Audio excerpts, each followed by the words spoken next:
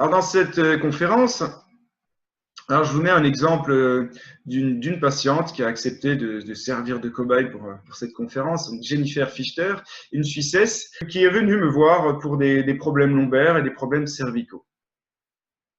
Alors tout d'abord, qu'est-ce qu'un déficit postural? Enfin, qu'est-ce qu'on retrouve, en tout cas dans les troubles d'un déficit postural? Et on y retrouve souvent de la fatigue.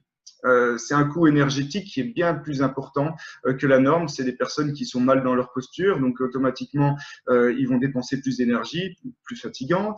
C'est l'exemple de cette demoiselle qui s'endort anormalement sur la table, alors que bon, à cette heure-là, elle devrait être en forme. On peut avoir des adultes qui ont le même phénomène en rentrant du travail, qui se disent bon, je comprends pas, j'ai pas bossé beaucoup et je suis plus fatigué que la norme. Alors on a tendance à dire que ça peut être métabolique, ça peut être psychologique, ou changement de temps, en effet. Mais non, ça peut être aussi lié à des troubles mécaniques. Alors, les troubles de l'équilibre, en effet, les instabilités seront peut-être plus importantes. Les personnes ne se rendent pas nécessairement compte qu'ils sont un peu plus instables. En vieillissant, oui, on le sentira si la personne, ou on s'en rendra compte en tout cas si la personne trébuche souvent. Alors, les douleurs, elles ont la particularité de s'aggraver avec le temps. Donc ça, c'est le genre de patient qu'on va revoir sur des laps de temps de plus en plus rapprochés. C'est-à-dire qu'au début, on les soulage, ils reviennent après 6 mois, après c'est 3 mois, 2 mois, et à un moment donné, ils nous disent, bon, je sors de chez vous, 1 heure après, c'est déjà rebelote avec le même problème. Donc, vous travaillez bien, mais ça ne tient pas. Donc là, il faut trouver le pourquoi. Alors, les causes peuvent être multiples, hein. Ça peut être un problème de pied, un problème de mâchoire, un problème de l'oreille interne, des cicatrices qui peuvent être profondes et superficielles, et voire l'ergonomie. Alors, les cicatrices, bon, c'est facile à comprendre, hein. Une personne qui se fait opérer, par exemple, à cœur ouvert, se retrouve avec une mémoire aussi difficile à accepter, hein. On s'est retrouvé à souffrir rapidement d'un problème cardiaque, on se fait opérer d'urgence et on se referme sur cette lésion. Donc, c'est les personnes qui ont tendance à se syphoser, à se voûter. Et il se ferme sur la cicatrice. Et c'est pour ça qu'il faut la mobiliser, il faut la masser pour éviter qu'elle devienne kéloïde et éviter qu'à la longue, ce soit des personnes qui se retrouvent antériorisées avec des problèmes après de dos, souvent des problèmes lombaires ou cervicaux. Alors, comment fonctionne une posture? Bon, j'aime expliquer ça simplement à mes patients, que le corps fonctionne comme un jeu de cubes. À titre d'exemple, les pieds sera le premier cube du bas, les genoux le deuxième, les hanches ensuite, après le dos et la tête. Globalement, tous les cubes doivent être bien empilés. Quand les cubes sont bien empilés, comme on le voit ici, c'est la perfection, c'est une tour qui tient bien. Si je mets une pression dessus, la tour, elle ne s'écroule pas. Par contre, dès le moment qu'on va déplacer le pied ou déplacer la tête, si on pousse sur le jeu de cubes, il risque de s'écrouler. Bon, alors, à titre d'exemple, je vais montrer le dernier ici. Là, on a le pied qui est en déséquilibre, la tête en déséquilibre, et on se retrouve avec une tour de Pise, hein, finalement, avec des escaliers, et donc une posture qui risque de s'écrouler facilement dès qu'il y aura une contrainte. Donc, si je pousse sur ces cubes, ça s'écroule. Alors, vous allez me dire, le corps humain, c'est un peu plus complexe parce qu'on a des muscles qui maintiennent tous ces cubes, hein. Et c'est ces muscles qui vont devoir travailler beaucoup plus. La personne peut peut-être réussir à compenser pendant des années, mais ces muscles vont travailler tellement fort qu'à la longue, ils vont fatiguer, ils vont se remplir de déchets et c'est ça qui va favoriser aussi des douleurs. Alors, travailler classiquement par manipulation, on pourrait dire, tiens, je vais voir un ostéopathe, ou même la manipulation en orthokinésie, on va remettre les cubes en place, entre guillemets, et on va soulager la personne. Si ce n'est que quand elle va se remettre debout, quand elle va refonctionner dans son déséquilibre, s'il est podal ou s'il est maxillofacial, directement, la posture va se remettre dans son déséquilibre. Donc, on aura un soulagement qui sera éphémère. Alors, on a les personnes qui arrivent à compenser parfaitement.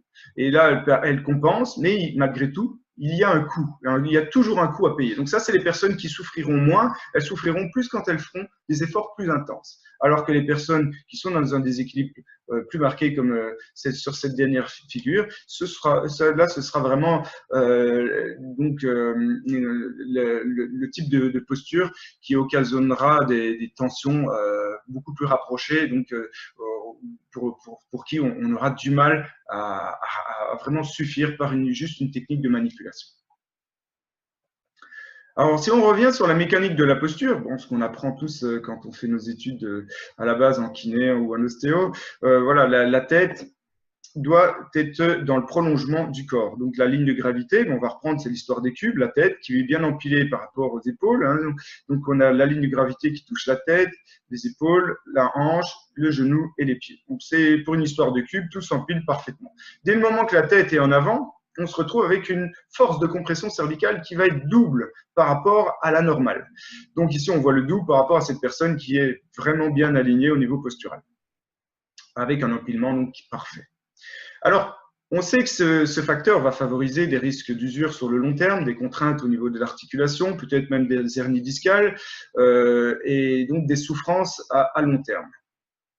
Alors, comment ça fonctionne en termes de physique? Si on revient sur le levier interappui, le levier interappui, c'est un équilibre par rapport au point d'appui entre une force et une résultante. Alors, la résultante, c'est le poids de la tête. On sait qu'une tête tourne autour de 500 grammes. Eh bien, pour éviter qu'elle ne tombe en avant, il nous faut une force à l'arrière. Et ça, c'est la force qui va être imposée par nos muscles. C'est nos muscles qui stabilisent la tête. Et sans cet équilibre parfait, on se retrouve avec une musculature qui va souffrir beaucoup plus. Si la tête va beaucoup plus en avant, on aura des muscles à l'arrière qui vont se tirailler, qui vont se contracter beaucoup plus que la norme, et c'est eux qui vont favoriser la contrainte articulaire. C'est ces muscles qui vont écraser nos disques intervertébraux. C'est ces muscles qui vont créer aussi des douleurs parce qu'ils sont en contracture constante.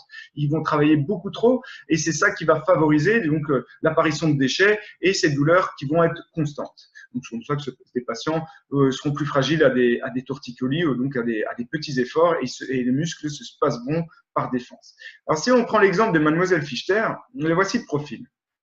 De profil, vous voyez, sa tête est bien en avant par rapport à l'épaule. Elle a la tête qui devrait toucher la ligne verticale postérieure ici. Et on voit que ici, on touche parfaitement au niveau du dos, des pieds. Par contre, au niveau des fesses et des pieds. Par contre, au niveau du dos, ça s'écarte. Elle penche en avant. Eh bien, le petit bonhomme, c'est tous les muscles de sa chaîne postérieure ici qui sont en tension.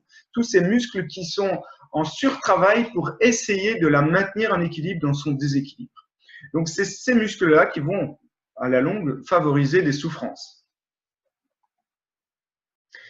Si on reprend cette histoire de cube, eh bien, on voit tous les étages, eh bien, elle penche bien en avant dans sa globalité, et c'est pour ça que tous les muscles vont être en contracture pour essayer de stabiliser tous ces cubes. Mais elle est sensible donc à des éléments extérieurs qui pourraient la perturber, elle sera plus fragile et donc elle sera plus sujette à des blessures, ce qui était le cas.